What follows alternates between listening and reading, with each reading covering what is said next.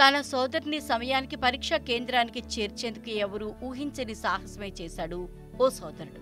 ప్రధాన రహదారిపై 4 కిలోమీటర్ల మేర పేరుకున్న మంచును 3 గంటల 30 నిమిషాలు కష్టపడి తొలగించాడు. దీంతో ఆ సోదరి 12వ తరగతి పొలిటికల్ సైన్స్ బోర్డు ఎగ్జామ్ కోసం సరైన వేళకు వెళ్లి ఆ పరీక్షను రాయగలిగింది. ఈ అరుదైన ఘటన హిమాచల్ ప్రదేశ్ లాహౌల్ స్పితి జిల్లాలోని ఓ గిరిజన గ్రామంలో జరిగింది.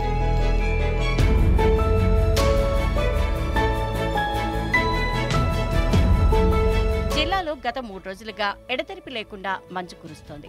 భారీ మంచు కారణంగా ప్రధాన రోడ్లన్నీ దాదాపుగా మూసుకుపోయాయి.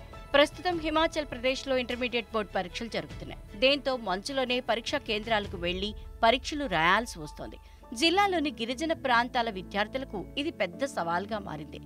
రిషిగోందా అనే యువతి 12వ తరగతి బోర్డు పరీక్ష రాయాల్సి ఉంది. ప్రధాన రహదారి మొత్తం మంచుతో మూసుకుపోయింది.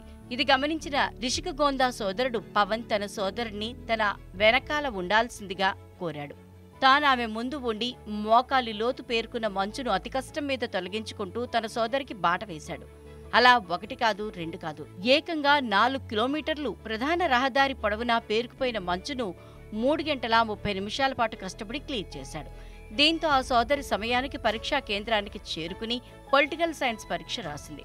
ఇలా సోదరి కోసం సోదరుడు పడ్డ కష్టాన్ని ఒకరు వీడియో తీసి పోస్ట్ చేయగా ప్రస్తుతం అది వైరల్గా మారింది.